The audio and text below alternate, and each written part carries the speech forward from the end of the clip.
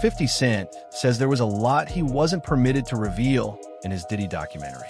He claims Netflix removed major sections and now plans to expose everything in Season 2.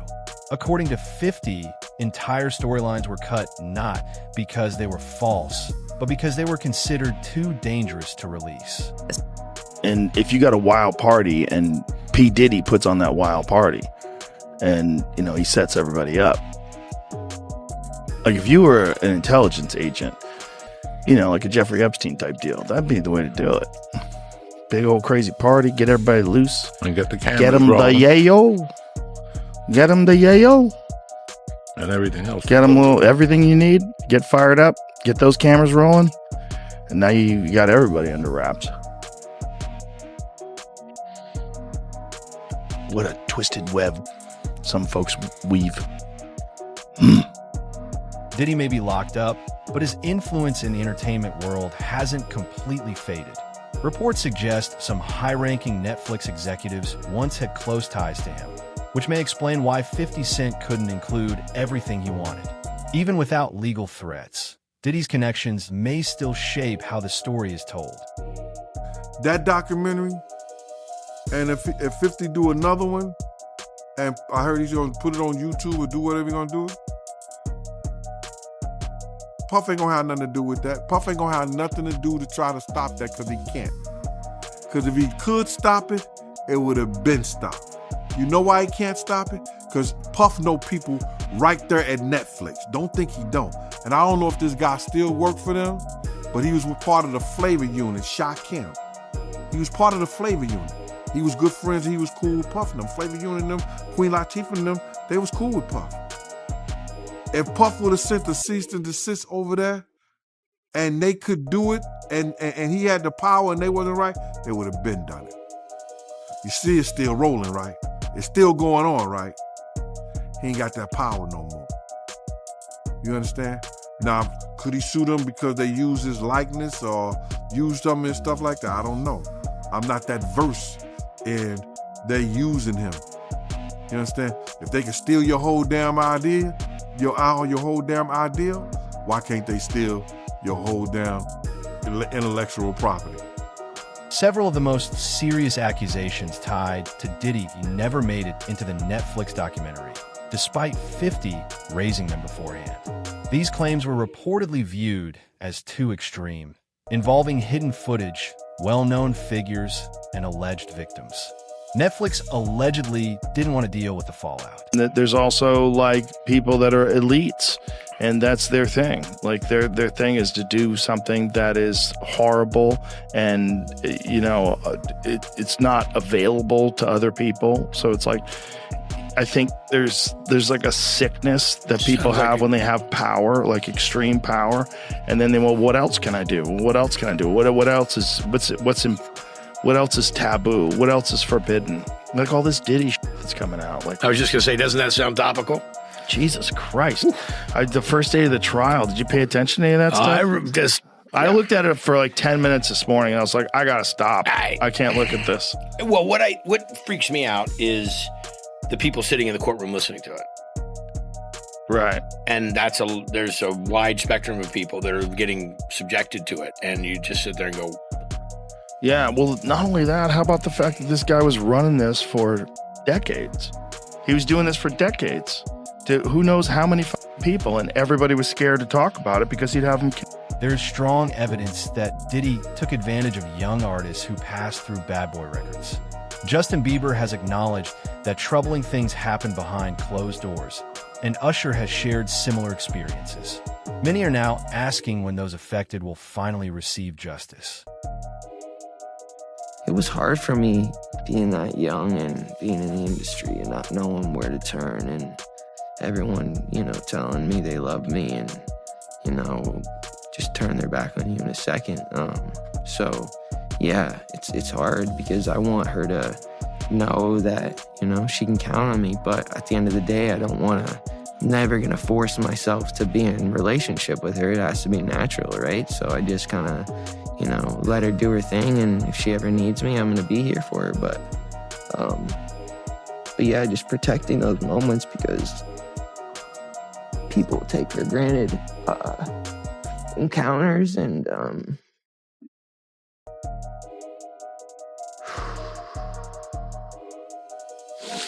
yeah, so yeah, I just want to protect her, you know? Nearly everyone who spoke against Diddy mentioned minors and a long history of abuse, yet none of that played a role during the trial. Once again, Netflix avoided addressing those claims. 50 Cent reportedly knew no major platform would approve a project that exposed the entire industry, which is why he plans to release season 2 independently. I knew 50 Cent was not done with Diddy. I knew 50 Cent was not done with Diddy. He just confirmed that he has more stuff on Diddy that he couldn't even fit in the 4 episodes in the new Netflix Diddy documentary. With 50, it is so hard telling what this man got his hands on, but he said this in reference to the videos that he got of Diddy before he went to jail. A lot of the personal footage of Diddy has shocked a lot of people. And I know, 50, the way you run, this cannot be all that you have. Is there other stuff that you just have not shown? Yeah, well, everything couldn't make it was 4 episodes. Right. So it was a lot. You had to pick and choose them. And on top of him saying that he has more dirt on Diddy, he is also saying that more people came to him with allegations against Diddy that never made it into the Netflix documentary. With the anticipation, they asked him, are you going to make a second documentary and put it on Netflix since you have all of this stuff?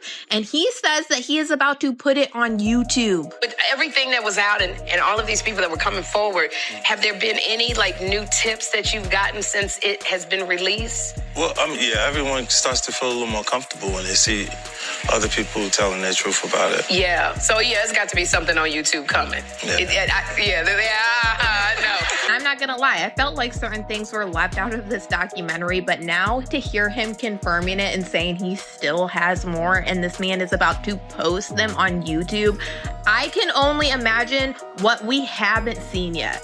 Okay, this is getting absolutely crazy. So yesterday we heard 50 Cent confirm that he does have more video footage of Diddy, and now he's saying he has 140 more hours of video footage of Diddy. Now in a post he made about this video footage, he is saying he has 140 hours, and he did it with a video where there was a man claiming that 50 Cent has video footage of Diddy doing alleged criminal activity, and this could possibly get him more time. And this is the post that 50 Cent made. Correct, 140 hours of footage.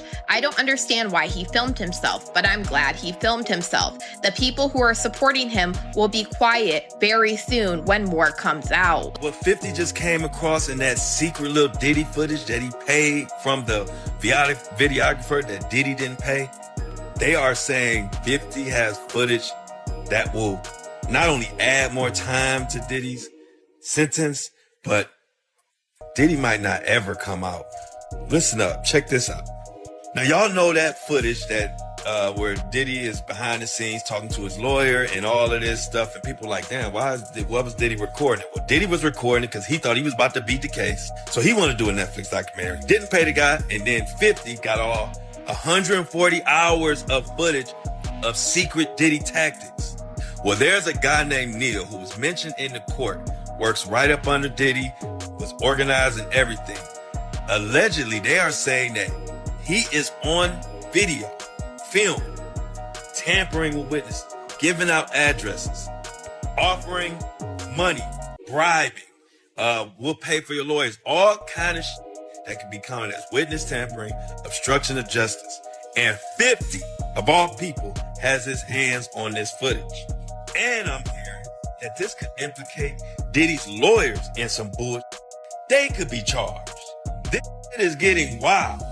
And I'm hearing that this 50 Cent documentary is just the tip of the iceberg, and I like it. Sources claim Hollywood insiders pressured Netflix to remove key parts of the documentary, including names of alleged accomplices and protectors. These edits weren't artistic decisions, but strategic damage control. Netflix reportedly didn't want the responsibility of exposing individuals who still hold major influence. So I guess what I'm trying to figure out is People can go away. I mean, that's what people were saying, and maybe everybody's a conspiracy theorist now, but that's what people are saying about the Diddy situation. Like when the feds rolled up, with the fucking Hummers and shit, they were like, it wasn't about Diddy, It was about if there were tapes of powerful people there. Yeah. Oh, I'm sure. They were the ones that called. They're like, I need to protect myself, so go in there with all the things and rip any tapes or any evidence. Prince Harry was hanging with Diddy. I mean, everybody hung with Diddy. That's the other tricky thing. Like, Diddy hung out with everybody. And I've spoken to a bunch of people who are like, yo, great dude, like, always there for you, never asked for a single thing. Till 1 a.m. And then freak off. Everybody says, get out of the house. Yeah. It's like the gremlins start eating after midnight. Everybody tells the stories like, I saw her go upstairs and these dudes are like right on the couch. Yeah. And then I go in this room and these guys are and it's like. It's not even just the... Netflix also avoided addressing Tupac's family, despite their ongoing investigation into his case. His family believes the truth was deliberately buried in that fear, money, and power kept witnesses quiet. They've questioned why major figures were never properly examined. Court TV has just confirmed that the family of Tupac Shakur is investigating a potential link between the murder of Tupac and Sean Diddy Combs. This coming from attorney Alex Spiro, who represents Tupac's family. Now, this investigation had been previously reported by unnamed sources, but earlier today, Spiro confirmed to our Court TV team that he and a team of investigators has been hired. Sean Combs allegedly had business dealings with Dwayne Keefe D. Davis, who will go on trial next March for the murder of Tupac. This was back in 1996. Some have speculated that Diddy ordered Tupac's death. That, of course, is just a theory at this point, and we are monitoring the developments in both the Tupac murder trial and the federal indictment of Sean Diddy Combs. So a lot of information to come on that one. Beyond excluding victims, the documentary completely ignored Tupac's family. They've publicly stated that key evidence was intentionally suppressed and that influential forces silenced witnesses. Important leads were overlooked and left out of the series. What's interesting to me about your involvement in this is that Diddy actually called you after an LA Times article in 2008 alleging he'd been involved in your brother's death. What did he say that day when he called you?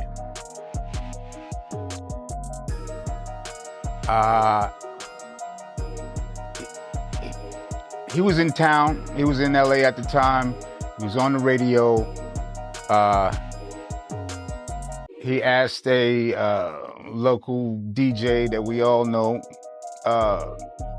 Big Boy, to reach out to me because he wanted to speak to me about something. This is a few years after Pac's murder, and you know, we all were familiar with all the rumors and stuff. I said, yeah, let me talk to him. So he called me, and you know, I had my guys with me, Thug Life guys, and we heard what he had to say. He basically said he ain't have nothing to do with my brother's. And I told him the truth is still yet to come out, so we're gonna see. Here we are 27, 28 years later. Looks like there's some doubt in that statement. So, thus, you know, along with all the other suspicions that people have, you know, it was time for it to be investigated. In a statement at the time, Diddy declared, "This story is a lie, the LA Times story. Neither I nor the late Notorious had any knowledge of any attack on Tupac before, during, or after it happened." Do you think that was an honest statement? My opinion is that I don't believe it was a 100% honest statement. The documentary appears to avoid acknowledging that Diddy didn't act alone. Former staff members, artists, and insiders have admitted they noticed warning signs but stayed silent to avoid being blacklisted. That silence didn't just protect Diddy, it protected everyone involved. But all this is bigger than Diddy. It's bigger than Diddy, bro. Because you know who else they was doing investigation on during that whole time period? It was the mayor and the politicians in New York City. They turn around and give him the key to the city. All the mayor people that he brought on here in New York City are all resigning. They all resigning. People ain't gonna tie this together, but if you look at it, you have to say,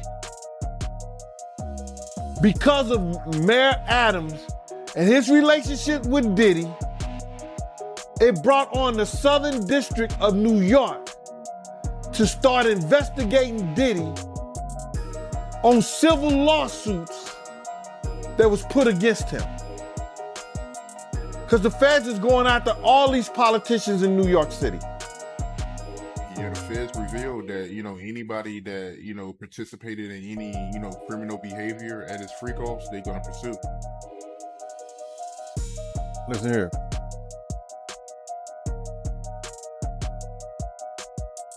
The mayor here take like 15 spoons of sugar in his coffee. So it's all a possibility. Do you think there's any celebrities on them tapes? Bro, he gave celebrity parties. So what you think? The rumors are that Diddy was running some kind of Epstein-type deal where he was filming everybody, right? That's the rumors, yeah. I don't know that there's any proof or anything other than that. The thing is, we're getting the rumors from the internet, and the internet thinks that the Taliban took out that bridge in Baltimore. So it's like, who knows?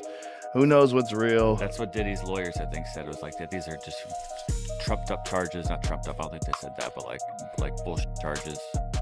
Dude, when Homeland Security invades your house, you got problems. With dudes with guns and body armor. Someone said that they weren't there to take stuff. They were there to delete everything. Like the real people that were in there. Oh, like that's the same funny. thing with Epstein. There was a lot going on. And then there's people that thought that Puffy was involved and Suge Knight was involved. Speaking of, I think Suge Knight's the one who said the thing I just thought of. What thing? About that they were there to delete stuff. Well, if he really was filming everybody, I mean, he had a lot of people at those parties, right? You know who said Luke from 2 Live Crew? Yeah, he said he was to leave early. Yeah, when Luke from 2 Live Crew is leaving early, like, you got a wild party. If what's happening is too tough for Luke from 2 Live Crew? Like, check, please. There's so many different stories. Since speaking out, 50 Cent has faced intense backlash from the industry. Executives, publicists, and artists who spent years controlling public images are now under scrutiny. The anger comes from the fact that he's exposing secrets they worked hard to hide. Yeah, he got everybody going, man. He's getting a lot of backlash, man. Like, people are like mad at 50 for getting behind this thing. Well, see, the thing about it is that people are out their rabbit-ass mind. And they gonna sit up here and they gonna say some stuff like, they try to make it up like, it's because of a girl, it's because of a woman. A man that can have any woman in the damn world, you understand, go any parts of the world, find beautiful women all over the world, that's willing to do whatever he wants to. I'ma be mad because this dude got this one? Nah, it's bigger and it's more than that. They don't wanna say, a lot of these cats out here don't wanna tell the truth behind it. You understand? When 50 was out here, trying to get into, he was writing for most of Puff stuff. He was writing for artists. He was writing for different people. LL, Puff, whatever he can get money at, you know what I'm saying, to do some writing and stuff like that. Jam Master Jay had him writing something like that. So, Fifth was writing. Then when he did How to Rob the Industry cat joint, he's supposed to be the next one to come out of New York. You understand what I'm saying? He gets in this beef, you know what I'm saying, with Murder Inc., Ja, Irv Gotti, Supreme them. They try to eliminate him. Then Puff and the other people put a tag on him, where is that, don't let him make no money. Don't sign him. You ain't gonna have nothing but problems. They put a bad tag on him. You understand? He gotta go to the West Coast and with Dre and Eminem to get his deal. You understand what I'm saying? So they put this tag on him to stop him from eating is craft. You understand? They try to kill him, you understand, because they got a problem with him. And then you supposed to have some love. So people who try to take you out of here, try to stop you from eating and everything like that, Diddy was a part of that too. He was a part of that. Diddy has reportedly discussed suing 50 Cent and Netflix for a massive amount, but few believe it will ever happen. If it did go to court, Diddy risks having all alleged evidence and recordings made public. 50 Cent's highly anticipated documentary about Sean Diddy Combs is officially here. And we hear from 2 jurors from the Diddy trial, some accusers who spoke out for the documentary, and 50 Cent got his hands on some footage that Diddy claims belongs to him. We have to find somebody that'll work with us that has dealt in the dirtiest of dirty business. We're losing. I reached out to Sean Combs' spokesperson, who tells me that the reason why that personal footage exists is because Sean Combs has been documenting his own life since he was 19 years old. They say that this footage was captured from a personal videographer hired by Sean Combs. If Sean Combs watches this, what do you think he's going to feel? Like, wow, this is amazing. I think he's gonna say this is the best documentary I've seen in a long time. Because you'll see people saying that. I mean, he may feel a different way about pieces and bits of it, but he knows the truth. His lawyers even sent a cease and desist letter to Netflix, which I have obtained. I reached out to Netflix and they referred me to a statement from the documentary's director who says, quote, "It came to us, we obtained the footage legally and have the necessary rights." Many believe Diddy avoided a life sentence largely because of his celebrity status. One juror was reportedly a fan, raising concerns about bias. Bad Boy co-founder Kirk Burrows claimed the jury was captivated by Diddy, which may have influenced the outcome. 50 Cent don't give a damn. He don't give a damn. He literally is saying he's going to reach out to Trump to remind Trump of the things that P. Diddy has said about him for the sole express purposes of making sure that Trump doesn't pardon Diddy in the event that Diddy gets convicted of trafficking and racketeering. That's what 50 Cent is sworn to do. And I got to admit to you, that's wild.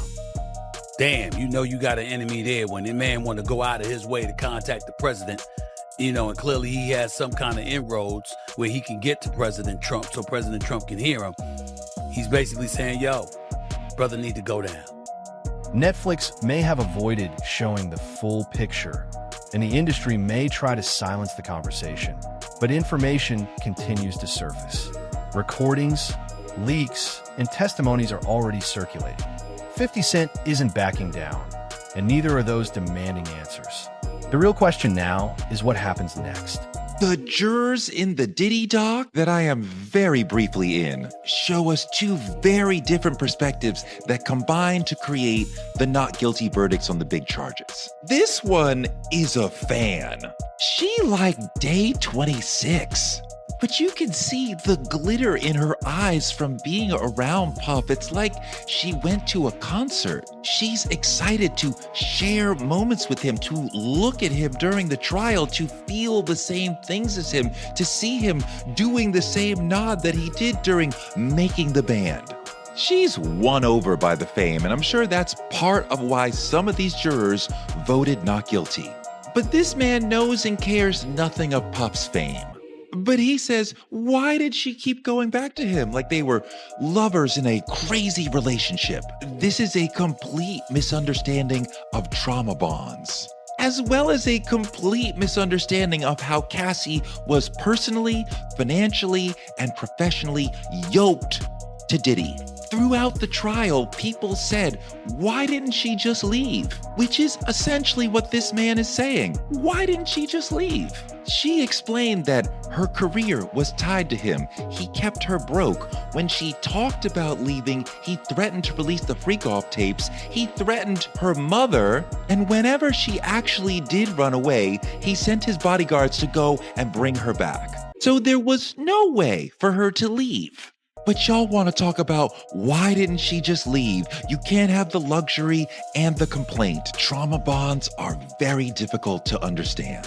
The 4-part series also features 2 jurors from Combs' trial who are speaking for the first time about how they reached their mixed verdict, finding Combs guilty of 2 prostitution offenses, but clear of racketeering and sex charges, both sharing their thoughts on the relationship between Combs and singer Cassie. Juror 75 describing them as 2 people in love, and Juror 160 saying in part, domestic violence wasn't one of the charges. Cassie, is she a victim in all this? I believe Cassie's a victim in all this because she came in as she's like 18, like 19 years old. In the very beginning, after a while, over time, you conditioned for it. The goal of what the film is trying to do is to let the audience kind of come in to ask questions like, were their decisions colored by certain things, and who got the benefit of the doubt, in that courtroom? Do you think that hip-hop culture was on trial as much as Sean Combs was? Look, if I didn't say anything, you would interpret it as the hip-hop is fine with his behaviors. There's no one else being vocal. So you would look at it and just say, because that mind your business, or let me not say nothing about nothing, or those things, it would allow the entire culture to register as if they're for that behavior. If Sean Combs watches this, what do you think he's going to feel? Like, wow, this is amazing. I think he's going to say this is the best documentary I've seen in a long time. Because you'll see people saying that. I mean, he may feel a different way about pieces and bits of it, but he knows the truth.